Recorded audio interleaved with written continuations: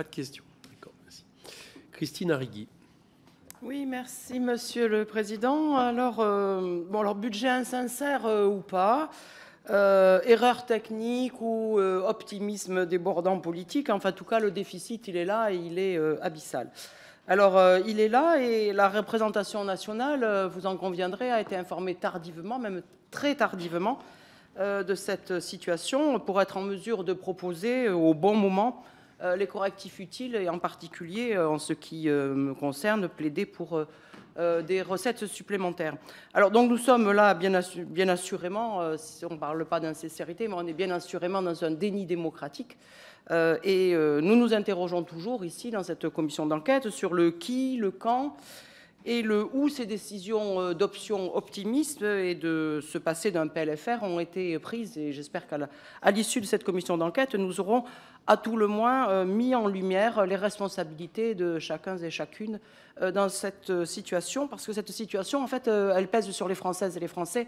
Ce ne sont pas juste des chiffres, ce ne sont pas juste des déconvenus majeurs, comme j'ai pu l'entendre de la part de Jérôme Fournel sur la question de la crime et de ce rapport entre 13 milliards annoncés et 600 millions encaissés. C'est des situations qui vont aujourd'hui peser à la fois sur les Françaises et les Français, qui vont peser sur les collectivités locales, qui vont peser sur nos investissements et qui vont évidemment peser sur les politiques sociales et environnementales. On le voit avec la préparation du budget 2025. Donc c'est vraiment une responsabilité grave de celle qui a été prise et moi je m'interroge beaucoup sur la suite évidemment. Alors j'aurais deux questions à vous poser. Vous avez évoqué la situation du remplacement du CICE en allègement de charges en 2019 qui n'a pas forcément été mesuré avec les années Covid, mais est-ce qu'aujourd'hui vous pourriez nous dire s'il y a eu une évaluation ou de votre point de vue, il serait nécessaire de faire une évaluation de la situation de cette transformation en allègement de charges et des conséquences que cela a pu avoir par rapport justement évidemment aux cotisations et aux défauts de cotisations sociales en la matière. Ça c'est ma première question. Attends, vous avez dit... Attendez, on va laisser répondre cette première question.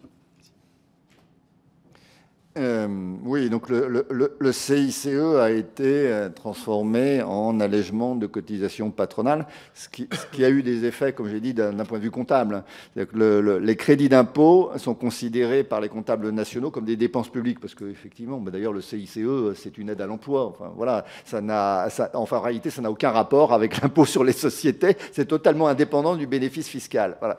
Donc, c'est considéré comme une subvention à l'emploi. Donc, c'était dans les dépenses publiques en 2016-2017. Ça a été transformé en allègement de charges. Donc, ça a réduit d'à peu près un point de PIB les dépenses publiques. Et c'est devenant un allègement de cotisation, une réduction de cotisation, c'est venu en déduction des prélèvements obligatoires, des cotisations. Bon. Est-ce que c'était bien ou pas ? Il y a eu des évaluations. Hein. Il y a eu un comité d'évaluation du CICE autour de France Stratégie qui a fait des rapports. Bon, moi, je me réfère à ça. Hein. Je ne suis pas capable moi-même de faire beaucoup mieux. Ce que j'en retiens, c'est que le CICE était mal construit. À nouveau, pour une raison de déficit public. Pourquoi est-ce qu'on a fait le CICE sous forme de crédit d'impôt avec un remboursement sur 2 ou 3 ans, un truc affreusement compliqué? Parce qu'on a décidé ça en 2012, à un moment où il fallait surtout pas dégrader le déficit public de 2013, parce qu'on s'était engagé à ramener le déficit à 3% du PIB. Donc on a monté un machin qui permettait de ne pas dégrader le déficit public de 2013, mais de n'impacter que celui de 2014. C'était quand même assez tordu. Donc, heureusement, de ce point de vue-là, allègement de cotisation patronale, c'est quand même beaucoup plus simple, avec un effet immédiat sur la trésorerie, alors que le CICE, il avait encore pour certaines entreprises, il fallait attendre 3 ans pour le récupérer. Bon. Donc, je pense que c'est mieux. Après, la question qui renvoie là au rapport Bozio-Wassner, c'est que dire de manière plus générale des allègements de cotisations patronales. Moi, j'ai toujours défendu, et d'ailleurs, quand j'étais à Bercy il y a 30 ans, j'ai contribué aux premiers allègements de cotisations patronales sur les bas salaires au niveau du SMIC à l'époque. Donc j'ai toujours dit que c'était une bonne mesure pour permettre de soutenir l'emploi non qualifié. Le rapport Bozio-Wasmer nous dit que ce n'est pas forcément totalement évident parce qu'aujourd'hui, je dirais, les nouvelles technologies vont plutôt, par exemple, impacter un travail plus qualifié. Donc, bon, il faut peut-être en remettre en cause. Ça a des effets de type trappe à bas salaire. Sans doute qu'on va trop loin quand on va jusqu'à 2,5 SMIC. Voilà, donc il y a plein de... Je pense qu'il y a matière, voilà, il y a matière à reprofiler voilà, ces allègements de cotisations sociales. Mais je pense que voilà, la transformation quand même du CICE en allègement était plutôt quand même une bonne chose. Merci pour votre réponse. Mais est-ce que vous pensez, on peut penser qu'en fait cette transformation de la contexture des entreprises et de leurs bénéfices par le biais de ces allègements extrêmement importants d'allègement de cotisations, y compris évidemment pendant la période Covid, ont pu troubler les modèles de calcul et des prévisionnistes?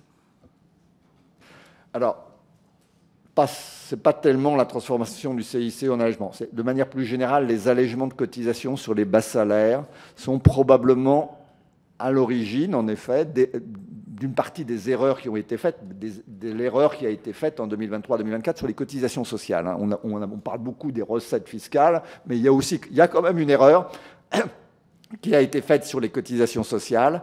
Elle provient en partie du scénario macroéconomique, de la masse salariale, etc. Il y a un autre facteur qui a joué, c'est qu'on a eu des hausses du SMIC assez fortes, liées à la hausse des prix, l'indexation, et à des moments un peu inopinés dans l'année, parce que voilà, tout d'un coup, le glissement des prix a dépassé 2%, et donc il fallait revaloriser. Tout ça, en effet, a été un peu perturbant, je pense, pour les prévisionnistes, et on n'a pas bien vu, on n'a pas mesuré assez bien l'impact sur la masse salariale au niveau du SMIC. Il y a eu une contraction des salaires parce que lorsqu'on relève le SMIC, ça a un effet de diffusion sur les autres salaires. Progressivement, les autres salaires montent progressivement. Voilà. Mais c'est des effets qui se font dans le temps, avec des délais qui ne sont pas toujours les mêmes.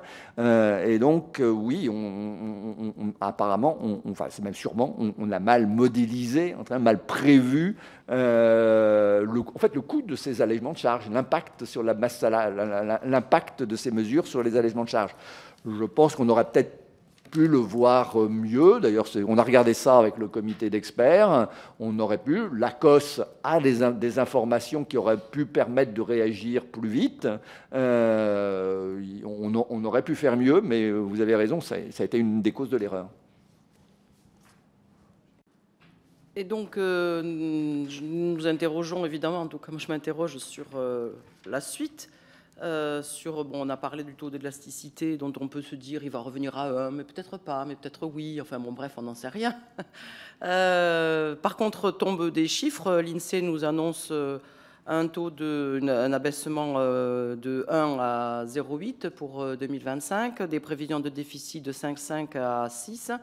Est-ce que vous, aujourd'hui, vous pensez que ces prévisions sont du même acabit que celles que nous avions précédemment, c'est-à-dire que du fait de la situation que nous vivons, les prévisionnistes finalement sont plus prudents et nous annoncent des chiffres d'abaissement qui ne sont pas forcément, qui pourraient être contredits ou pas? Ce sera la dernière question, Christine. Oui, comme en effet, j'avais dit, moi je suis un peu plus pessimiste sur 2025. L'INSEE ne fait pas de prévision de déficit public, ils s'en gardent bien. Oui. Mais l'INSEE, en revanche, publie sa dernière note de conjoncture qui montre qu'au mois de juin, La prévision de 0,9 est possible. Hein. Voilà, donc le Haut Conseil vous dira vraisemblablement c'est plausible. C'est voilà, un adjectif de ce genre. C'est tout à fait plausible. Moi, je suis un peu, à titre personnel et sans être prévisionniste, je suis plus inquiet parce que, comme je l'ai dit, je pense que l'incertitude est toujours une mauvaise chose. Et on a une incertitude au niveau national et au niveau international, et on a des incertitudes qui sont très fortes.